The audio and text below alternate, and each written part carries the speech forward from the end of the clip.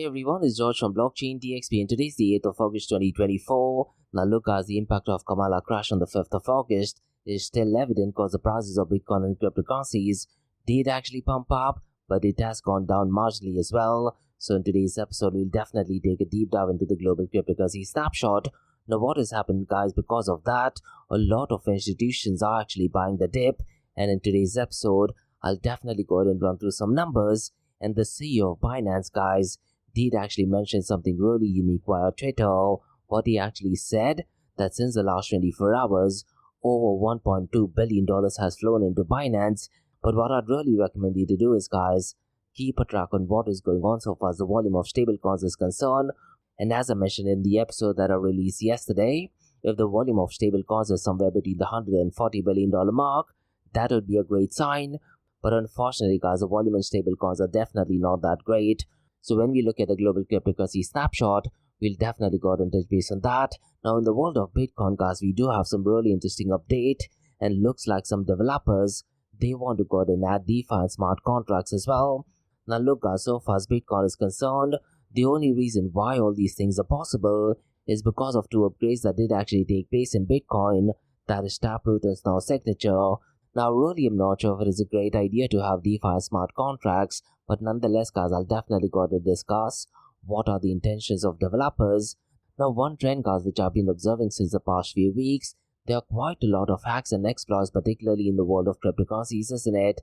We talked about War0x Exchange having a hack, we talked about Casper Network, and in today's episode guys, we'll go ahead and discuss another DeFi protocol that had a hack, that is called as Nexera. Now the only thing I can say is that so far as the hacks and attacks are concerned, the volume is ridiculously less, but such hacks and exploits are definitely not good so far as the cryptocurrency is concerned, isn't it? Now towards the end of the episode guys, I'll go ahead and discuss some really interesting news that is to do with Bitcoin ATMs, and that is to do with the state of California in the US, and looks like they are regulating Bitcoin ATMs, so I'll definitely go ahead and touch base on that. So quite a lot to cover guys in today's episode, and like we do in every Crypto and Coffee at 8 podcast, we will be looking at two news from Dubai, UAE and the Middle East. Now the first news guys is an absolutely massive and a huge deal, and that is to do with Ripple, and they have partnered with DIFC Innovation Hub, and they want to go ahead and boost blockchain innovation in Dubai. Now this is an absolutely massive news guys. Now news suggests this is definitely great for the Emirate of Dubai, isn't it? I'll definitely go ahead and give out more information guys. Now the second news is also positive news, and this is from the Emirate of Abu Dhabi, and Abu Dhabi Department of Education and Knowledge guys, they are having a summer program, that is AI Summer Program's Prompt Engineering Bootcamp, and they have gone ahead and enrolled 2,400 students. Now one trend guys which I've been observing since the past few months, that so far as artificial intelligence is concerned, there are quite a lot of news coming out from Abu Dhabi, isn't it? That is definitely great in my opinion. So we'll definitely go ahead and take a look at all these news guys. So quite a lot to cover guys in today's episode. Let's kick start with it right away. Thank you to our sponsors for being part of the Blockchain DXB journey. Firstly, Advanced Media.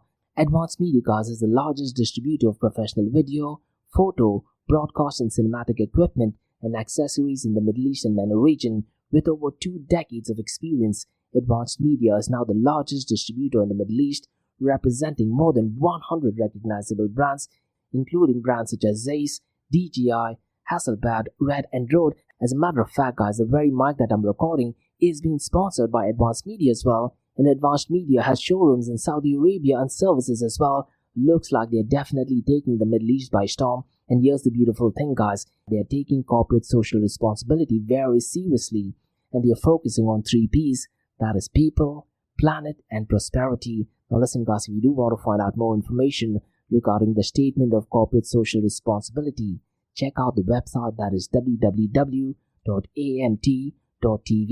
And here's the beautiful thing guys, they also want to be a leader and set an example and reputation as a pioneer and member of the community. And in doing so guys, they also have an AMT scholarship with SAE Institute in Dubai, UAE, so definitely check it out. And also guys, Advanced Media is committed to persistently developing, organizing and hosting training workshops, seminars and community events that educate, inform and familiarize consumers with new equipment and the latest technological advances. So listen guys, do one thing, if you do want to support this channel, go to the website, that is www.amt.tv, and follow the social media channels as well. All of the details are in the show notes below. Next, Startup OI is global one-tech platform for tech. It offers global high-paying tech jobs with flexibility in working time and location, global free tech events, and tech networks to connect with global like-minded engineers. A brilliant platform to listen to the tech experts in Metaverse and to grab their insights. Now listen, all you have to do is download the app Startup OI. If you're using an Android version, go to Google Store and App Store for iOS devices. Alternatively, you can also click on the show notes below to download Startup OI. Next, guys, listen, if you're into fitness, if you're into adventure, if you want to do something wild but still want to keep your health in check, there is a new podcast in town, a podcast focusing on obstacle course race in the Middle East. The podcast is called the Race Pace Podcast. So check out the Race Pace Podcast across all leading platforms. And the Race Pace Podcast is a peer-to-peer community-driven podcast where they talk all about obstacle course race in the Middle East, from Sandstorm to Spartan Race, from Tough Mudder to Desert Warrior Challenge, and also the Government Gov Games, and quite a lot more. The podcast has interviews with athletes locally and internationally to get inside scoop on how athletes prepare for obstacle course race. In the podcast, they also talk about interesting stories on why they are motivated to do obstacle course race. And that's not all. They also plan to release 7 NFTs. And these NFTs are no ordinary. These NFTs will represent every emirate in the UAE. And listen, guys, these NFTs are going to be absolutely massive. So do one thing. Go to Spotify, go to iTunes, go to any leading podcasting platform and search for Rise in the Obstacle Course Race podcast. And finally, guys, not your keys, not your crypto. If you have dabbled with cryptocurrencies and now are seriously getting to protect your cryptocurrencies, there is no better way to protect it by using a hardware wallet. And this is where Ledger Wallet kicks in. And Ledger Wallets are hardware cryptocurrency wallets made by Ledger, a company headquartered in Paris, France. And Ledger's hardware wallets are multi-currency wallets that are used to store private keys for cryptocurrencies offline. And Ledger offers 2 hardware wallets, the Ledger Nano and Ledger Nano X wallets. They are world-class experts with extensive crypto security backgrounds. They continuously look for vulnerabilities in Ledger products in a constant effort to improve the level of security. Now, in today's world, securing these digital assets is a critical challenge, and this is where Ledger kicks in. So click the link below to buy your hardware wallet and support this podcast. It is a brilliant way to support this podcast. So what are you waiting for? The link is in the show notes below. Now, guys, since you've taken care of that, let's kickstart by looking at the global cryptocurrency market. Now, look, as the global cryptocurrency market is below the $2 trillion mark. But what is important to note, guys, that after the KAMALA crash, the global cryptocurrency market did actually cross the $2 trillion mark, and the prices of Bitcoin in the cryptocurrency market was actually pumping up, but it has gone down once again. And since the last 24 hours, it is down by 1.55%. Now, what I really am not liking, guys, is if you look at the cryptocurrency market volume, it is below the $100 billion mark, and it is only at $93.83 billion. And since the last 24 hours, it is down by 21.81%. And later on, guys, I'll quickly run through the volume of stable coins, because to be honest, guys, it is almost half of what it should be. Now, if the volume of stable coins was around the $140 to $180 billion mark, that would have been a positive sign so far as the price of Bitcoin and cryptocurrency is concerned. Now, before we run through that, guys, let me quickly run through the volume of DeFi, because no matter what happens in the Bitcoin, cryptocurrency, NFT space, the volume of stablecoins is extremely stable. Today, it is below the $5 billion mark, and the volume of DeFi is only at $4.39 billion. And DeFi, guys, as of today, is accounting for 4.67% of the total crypto market 24-hour volume. Now, look, guys, there's something really wrong going on so far as decentralized finance is concerned, isn't it? Because whenever there is a market crash, this should be the time where the volume of DeFi should be pumping up. When will that thing happen? I really am not sure. Now, so far as the total value locked is concerned, it is below the $80 billion mark. It is at $79.75 billion. Now, it's needless to say, guys, because the total value locked has gone down, the dominance of Lido has also gone down, and the total value locked in Lido is at $24.31 billion. The only matrix which is kind of positive is the decentralized to centralized exchange dominance. It is at 26.81%. But look, guys, because the prices have been crashing, ideally these numbers should be expected to be around that mark, isn't it? But because the prices are going down, in an idealistic world, Decentralized to centralized exchange dominance should have been around the 60 to 70% mark in my opinion. Now let me quickly run to the 24-hour volume of decentralized exchanges, guys, because the volume of Uniswap is slightly below the $2 billion mark. It is at $1.95 billion. Orca, guys, is at number 2nd. Its volume is $819.96 million. PancakeSwap is at number 3rd. Its volume is $634.4 million.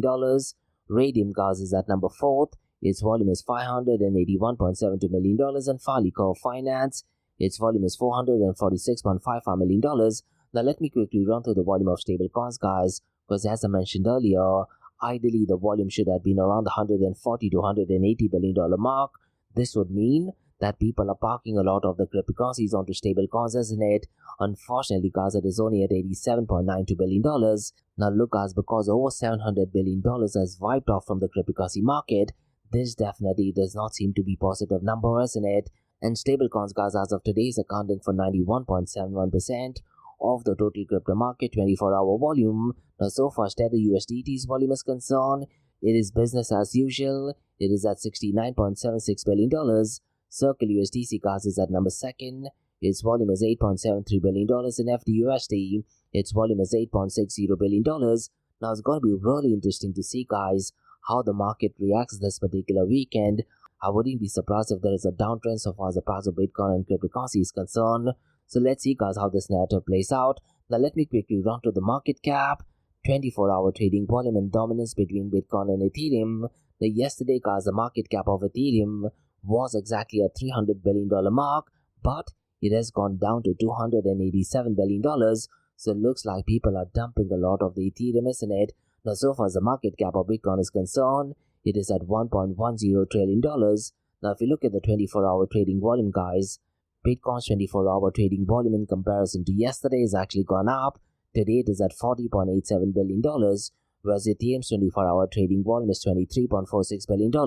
Now because Bitcoin's 24-hour trading volume is pumped up, it is needless to say its dominance is pumped up as well. And today it is at 56.30%, whereas Ethereum's dominance is at 14.60%. Now what I'm going to be doing next, guys, is I'm going to quickly run to the market cap of privacy coins, because look, guys, I hate saying this, so far as privacy is concerned, it is just a marketing tool that is used by CEO, CTO and tech founders to go ahead and get more funding, because if you actually look at these numbers, the numbers are absolutely horrendous. Now Monero, guys, is kind of the king of privacy coins, but if you look at its market cap, it is only at $2.66 billion, and when the price of Bitcoin was around the $20,000 mark, guys, Monero's market cap was around the $2.30 billion. So look, so far as privacy coins are concerned, there's not much activity going on, guys. The second one is Starknet, and its market cap is only at $565 million. Now the third one, guys, is Zcash. Its market cap is well below the $500 million mark. It is only at $453 million. Mina, guys, is at number 4th. Its market cap is $434 million. And the number 5th is Beldex. Its market cap is $320 million. Now look, guys, what I tend to do is every Thursdays at 10 a.m. Gulf Standard Time, I tend to go live via LinkedIn with a good friend of mine, that is MicroStrategy from Society X. And today, guys, we also have a surprise guest who would be talking quite a lot about privacy. So if you're someone who is connected to me via LinkedIn, please feel free to go ahead and join us for the session. And if you do have any points regarding privacy, mention them in the comments below as well. Now before we look at the price of the king of all kings, that is Bitcoin, let me quickly run through some basics regarding Ripple, guys, because look, a lot of people in the Bitcoin and cryptocurrency space do not still understand the basics of what Ripple is, and Ripple, guys, they definitely are not working under the blockchain ethos. So what I want to do is, guys, I want to run through some basic information regarding Ripple versus Bitcoin and Ethereum, and I'll also go ahead and answer, does Ripple actually require XRP? Now let me know, guys, what are your thoughts regarding this. Now it's really important to note, guys, that so far as the consensus mechanism of Ripple is concerned, Ripple uses something called as the Ripple Protocol Consensus Algorithm, also called as RPCA. Now this unique system, guys, relies on a network of independent validating servers that agree on the state of the ledger, and instead of relying on energy-intensive proof of work that is done by Bitcoin or proof of stake mechanism which is done by Ethereum now, RPCA, that is Ripple Protocol Consensus Algorithm, relies on a network of independent validating servers, and this helps them to achieve consensus quickly and efficiently. Now look, so far as Bitcoin is concerned, it employs proof of work, isn't it? And miners solve complex mathematical problems to validate transactions, and only then they are able to add blocks to the blockchain. Now so far as this process is concerned, it is known to be highly energy intensive and time consuming, and it also contributes to Bitcoin's slower transaction speed and higher fees during peak times, isn't it? Now so far as Ethereum is concerned, guys, Ethereum initially started with proof of work and later on transitioned to proof of stake system, isn't it? And now we call it as Ethereum 2.0. And guys, in Ethereum's proof of stake, validators are chosen to create new blocks based on the amount of cryptocurrency they hold and are willing to stake them as collateral. Now this shift, guys, aims to improve efficiency and reduce energy consumption in comparison to, let's say, Bitcoin's proof of work. Now when we talk about transaction speed and cost, Ripple definitely outshines them with its focus on fast, low-cost transactions, and this is particularly useful so far as cross-border payments is concerned, isn't it? Now Ripple, guys, is designed to process transactions in seconds with absolutely minimal fees, which is a major advantage for financial institutions looking to streamline international transfers, isn't it? Now look, guys, it's really important to note that Bitcoin transactions can take several minutes to hours to confirm, and this depends on network congestions, and transaction fees on Bitcoin can vary significantly, and it often spikes during high demand, isn't it? Now so far as Ethereum is concerned, Ethereum's transaction speeds and costs are influenced by network activity, with fees known to increase substantially during time of high usage. Now let's explore the use cases and purpose of these cryptocurrencies, guys. Now Ripple's primary focus is on improving efficiency of cross-border payments and remittances of financial institutions, and it is designed primarily to address the challenges of international monetary transfers, making them faster and more cost-effective. Now Bitcoin, on the other hand, guys, was created as a decentralized digital currency and is often regarded as digital gold, isn't it? And it serves both as a medium of exchange and a store of value, with its primary use case being able to provide an alternative to traditional fiat currencies and financial systems. Ethereum, guys, on the other hand, was designed to be a decentralized platform for creating and executing smart contracts and also decentralized applications, that is dApps, and its flexibility allows developers to build a wide range of applications beyond just a digital currency. Now look, guys, one of the most important things to understand that when you talk about Ripple, it does not follow the ethos of open blockchain. Ripple rather operates on a permission blockchain. This means, guys, that the validating nodes are controlled and must be approved, leading to a more centralized network compared to Bitcoin and Ethereum. Now both Bitcoin and Ethereum, guys, operate open, permissionless network where absolutely anyone can participate as a miner or validator, isn't it? And this actually contributes to the decentralized nature. But so far as Ripple is concerned, it is extremely centralized. And regarding the supply of Ripple, guys, Ripple's native token, that is XRP, was pre-minted with a total supply of 100 billion coins, and a significant portion of the supply was actually held by Ripple Labs, and this has been a point of discussion regarding centralization, and that is one of the reasons why the SEC is not a fan of Ripple, isn't it? Now let me answer this very simple question, guys. Can Ripple or RippleNet exist without its token, that is XRP? And the answer to that is yes. RippleNet's network can function without XRP because the network itself is built to facilitate cross-border payments using Ripple's technology, which could include other forms of liquidity or existing fiat currencies. Now look, guys, it's really important to note, Ripple or XRP definitely plays a crucial role in the Ripple's ecosystem. It serves as a bridge currency to provide liquidity between different currencies, and it also helps in paying transaction fees, and more importantly, guys, because of XRP, it prevents spam attacks on the network. But that thing being said, guys, Ripple can still function without its native token. Now XRP's integration, guys, definitely enhances transaction speed and reduces cost compared to, let's say, traditional fiat currencies, but there's a massive difference between Bitcoin and open blockchain and a permission blockchain, isn't it? And there are no miners involved in Ripple as well, as it is more of a centralized network. So these are things you need to be aware about, guys. And later on, guys, I'll go ahead and discuss. Ripple is doing a partnership with the IFC Innovation Hub, and they want to promote blockchain technology, isn't it? So let me know, guys, what are your thoughts regarding Ripple or XRP? Are you a fan of it, or do you completely dismiss it from a blockchain and cryptocurrency point of view? I know quite a lot of OGs, guys. They're definitely not a fan of Ripple or XRP. But let me know, guys, if you do have any points regarding Ripple or XRP. Now, guys, let's look at the king of all kings, that is Bitcoin. Now, the prices of Bitcoin, guys, as I mentioned earlier, did actually go up, but it has marginally gone down, and today it is at $56,307, and since the last 24 hours, it is down by 1.13%, and since the last 7 days, thanks to KAMALA crash, it is down to 15.24%. Ethereum gas is well below the $2,500 mark. Today it is at $2,403, and since the last 24 hours it is down by 5.24%, and since the last 7 days it is down by 27.05%. Binance BNB Coinglass is well below the $500 billion mark. It is only at $478, and since the last 24 hours it is down by 2.05%, and since the last 7 days it is down by 18.08%. Now look guys, KAMALA crash did actually take place on the 5th of August, isn't it? And JPMorgan analyst guys believes that the current rotation away from tech stocks may be nearing its conclusion, presenting a potential buying the dip opportunity. And John Schlegel guys, JPMorgan's head of positioning intelligence, suggests that now could be a favorable time to invest. Now on Twitter guys, there is a user ID called as FalconX, and what he's actually mentioned is that since the last 48 hours, so far as Proprietary Trading Desk is concerned, it accounted for 57% of total buying flows, and so far as hedge funds is concerned, they represented 63% of buying activities, and venture funds guys, they made up 61% of the purchases, and so far as retail aggregators is concerned, they contributed to 70% of buying flows. Now all this thing being said guys, it's really important to note that during the KAMALA crash, BlackRock, MicroStrategy and Fidelity, they actually held on to the Bitcoin holdings and they did not absolutely sell any of them. And this indicates a long-term bullish outlook despite short-term volatility, isn't it? Now, there is an interesting report, guys, which is published by Coinglass that actually indicates that about 300,000 traders were liquidated due to extreme and unpredictable market movements.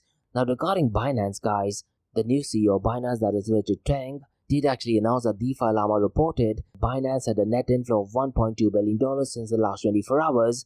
And this marks one of the highest net inflows for Binance in 2024, and also guys, 5th of August for Binance, so one of the highest trading volumes for Binance this year. So these are numbers we need to be aware about, isn't it? Now look guys, I'm really curious to check what happens over the weekend. That would actually set the trajectory and direction of the prices in the next coming weeks and months, isn't it? So let's see guys how the market reacts in the next coming days. Now guys, let me go ahead and touch base on some interesting developments so far as Bitcoin is concerned. And developers guys, they want to go ahead and have DeFi and smart contracts on Bitcoin blockchain. And developers are actually launching OP_net testnet on Wednesday. And they want to introduce decentralized finance and smart contracts to Bitcoin blockchain. And guys, by utilizing Taproot's upgrades transcript component, that is OP_NET, OPNet aims to enable these features on Bitcoin, which has traditionally lacked the native support. And so far as this project is concerned, it is led by Chad Master, and the project will create a permissionless system for deploying decentralized applications. And so far as the mainnet is concerned, it is expected to launch in late September. Now look guys, I really am not sure if people will actually go and like this. Now so far as Bitcoin maximalists are concerned, they are completely divided so far as ordinals is concerned, and so far as runes is concerned. Now having decentralized finance and smart contracts will unnecessarily create a lot of drama in the Bitcoin world, isn't it? Now look, so far as Bitcoin is concerned, it is great to have Bitcoin as a sound money, but adding all these unnecessary things does not make a lot of sense, isn't it? That is at least my opinion. But another way of looking at it, guys, is the only reason why Bitcoin had the upgrade, where we changed from ECDSA, that is elliptic digital signature algorithm, to Taproot, was so that we can go ahead and make these changes, isn't it? So that we can go ahead and build more things, isn't it? So let's see guys what the future to this is. Now look, so far as the volume in DeFi is concerned, it is ridiculously low. So they may as well go ahead and try to build DeFi on Bitcoin blockchain. Now guys, let me go ahead and touch base on some hack, and that has to do with Nexera. And Nexera guys is a DeFi protocol, and they were hacked for $1.5 million worth of NXRA tokens. And this was due to a smart contract exploit, and looks like the hacker gained control of Nexera's proxy contracts and used the withdraw admin function to transfer the tokens. Now the stolen funds guys are being sold for Ethereum and bridged to Binance BNB chain. Now what's really important to note guys is that this particular attack is linked to the previous exploit by the same hacker, who has also been involved in other major incidents, including a recent $230 million hack on the WazirX exchange. Definitely crazy stuff, isn't it? Now because of this, Nexera has paused the token contract and advised against trading NXRA tokens. Definitely unfortunate news, isn't it?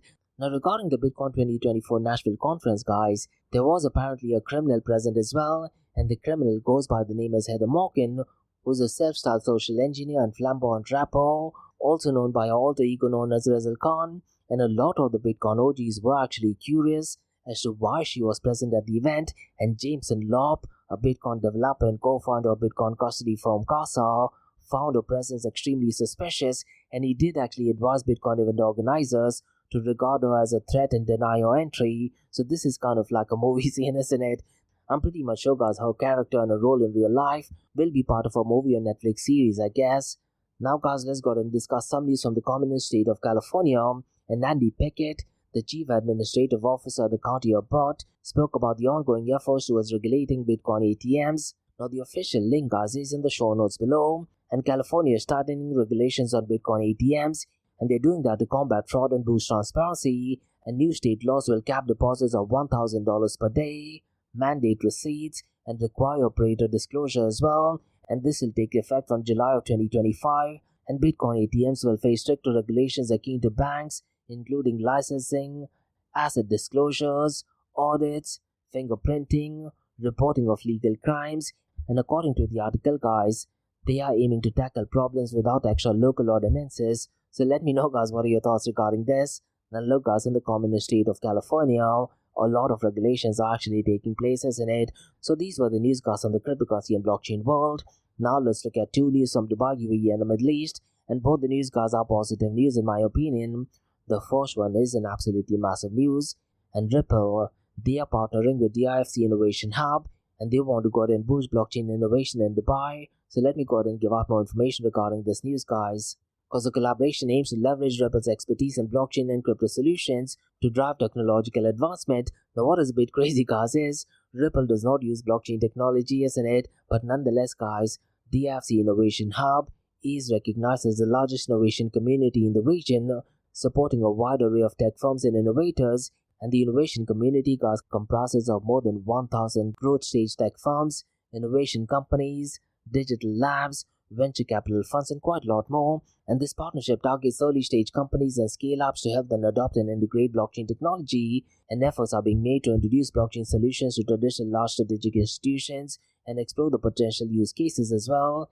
And a key goal of the partnership is to drive wider adoption of blockchain and crypto technologies across various sectors. And Arif Amiri, the CEO of the IFC Authority, has highlighted that the partnership reinforces DFC's status as a global hub for talent, technology, and innovation. Now, the US regulatory environment, guys, is definitely receiving a lot of praise for providing clarity and support for virtual asset services, isn't it? And this is definitely facilitating financial innovation. And Brad Garlinghouse, the CEO of Ripple, has emphasized the US commitment to fostering an environment where next generation financial innovations can actually thrive. Now, this partnership, guys, aims to connect the next generation of developers with the resources and community of the DFC Innovation Hub, and support will be provided to growth stage tech firms, venture capitalists, and other innovation-driven enthusiasts within the hub. So definitely positive news. And educational institutions, guys, are part of the DFC innovation ecosystem, promoting learning and development in the blockchain technologies.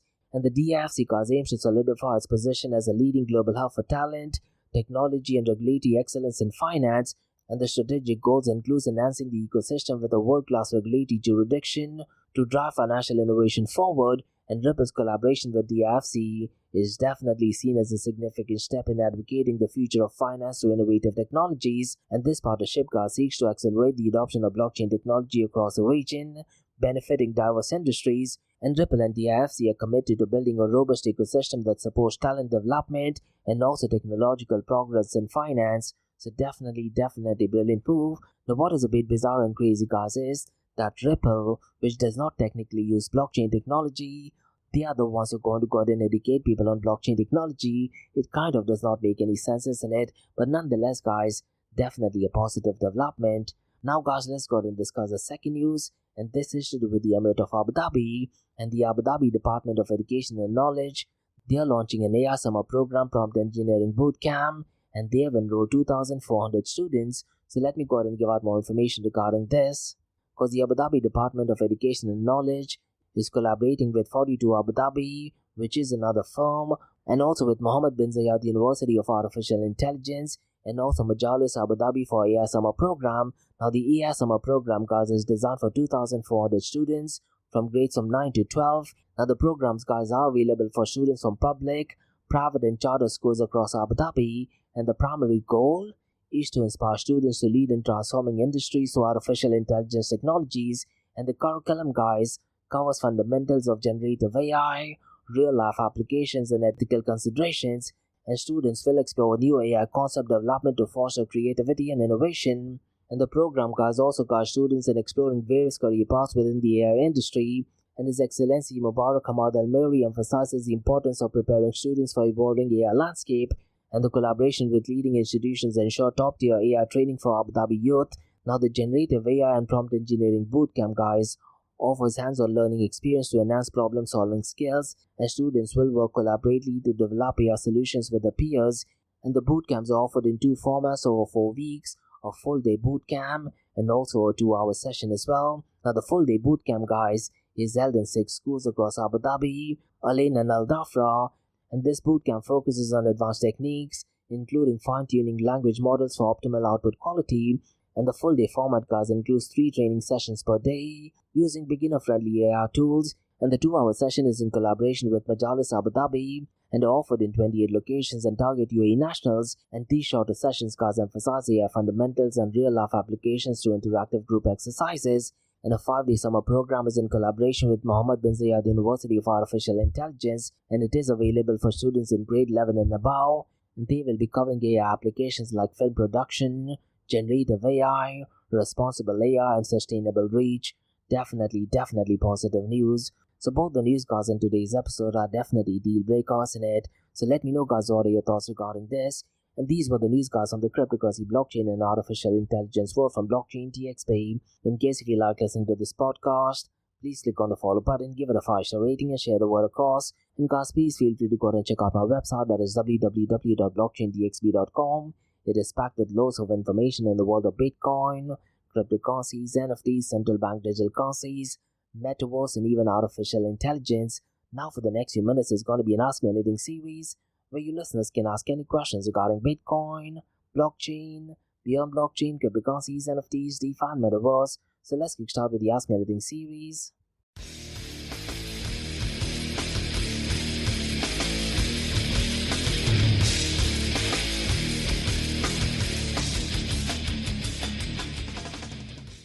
Hey everyone, it's George from Blockchain DXB. You're listening to the Ask Me Anything series, where your listeners can ask any questions regarding Bitcoin, blockchain, beyond blockchain, cryptocurrencies, NFTs, DeFi, and metaverse. I have a question by Candace who asks, how do you feel about the recent market movements and institutional buying trends?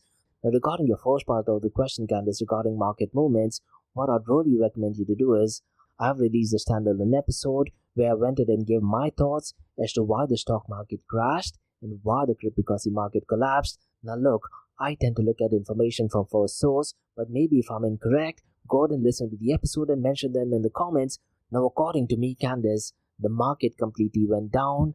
That was because of media-driven information. Look, what happened is on the 31st of July, Jerome Powell did go ahead and make a decision regarding the interest rate, and he decided to keep it the same. But the following day, that is the 1st of August, the jobs market report was out, and to be honest, the jobs market report wasn't that bad, but looks like the media took it in a completely different narrative, and they kind of created a fake panic that US is heading towards recession. That led to the collapse of the stock market world, in my opinion. And given the recent market movements and the significant buying from high net worthy individuals, trillion-dollar institutions, to be honest, I have a mixed feeling. But so far as the price is concerned, there's definitely positive outlook, isn't it? Now it's really important to note, Candace, the recent downturn has certainly caused some short-term pain, especially for retail investors. But the fact that major institutions like BlackRock, Fidelity, MicroStrategy are still holding on to the Bitcoin, this actually suggests that a strong long-term confidence exists in the market, isn't it? And their continued investment despite volatility indicates a belief in the underlying value and future potential of Bitcoin. Now look, so far as Bitcoin is concerned, we need to understand that Bitcoin was kind of created for people's money, isn't it? That notion is completely thrown out of the window. Now, it is only the trillion-dollar companies, it is only the billion-dollar companies who are benefiting by it. Moreover, Candace, proprietary trading desks, hedge funds and venture funds accounting for majority of the buying flows definitely highlights the strategic accumulation during dips, and this institutional interest often precedes broader market recovery and growth, as these entities, Candace, typically have access to extensive market analysis and resources that inform the investor decisions, so definitely positive news if you look at it that way. And the surge in net inflows to Binance that I mentioned earlier, and also the high trading volume, further underline that investors are seeing current prices as buying opportunities rather than reasons to exit the market. And overall, I do feel candid that while the short-term volatility can be concerning, the long-term trends driven by institutional confidence and strategic accumulation does seem to give me a very positive outlook for the future of crypto market. Now in the short term, as I mentioned earlier, it's great to look at the volume of stable coins. That'll give you an idea in which direction the price would be heading towards. Now apart from that, Candace, there's US election coming up, so it's going to be really interesting to see how the market reacts, particularly during the November election, but definitely a really interesting question. And that's about all, guys, from the cryptocurrency, blockchain, and artificial intelligence world from Blockchain DXB. In case if you like listening to this podcast, please click on the follow button, give it a 5-star rating, and share the word across. And remember, guys, Monday to Thursdays, 8 a.m. to 8:30 a.m., we have Crypto with Coffee podcast, where we cover top news and information pertaining to the price of cryptocurrencies, some major breaking news, occasionally short and sweet news as well, news that has an impact in the cryptocurrency world. The other two news and information is related to Dubai, UAE, and the Middle East from the cryptocurrency, blockchain, and now artificial intelligence world as well. And what you're listening to right now is the Ask Me Anything series, where your listeners can ask any questions regarding Bitcoin, blockchain, beyond blockchain, cryptocurrencies, NFTs, DeFi, and Metaverse. And guys, also please feel free to go ahead and check out my website, that is www.blockchaindxb.com. It is packed with loads of information in the world of Bitcoin, cryptocurrencies, NFTs, DeFi, Metaverse, stable coins, artificial intelligence, Metaverse, and even central bank digital currency. So thanks so much for listening, guys, and have a nice one. Bye-bye.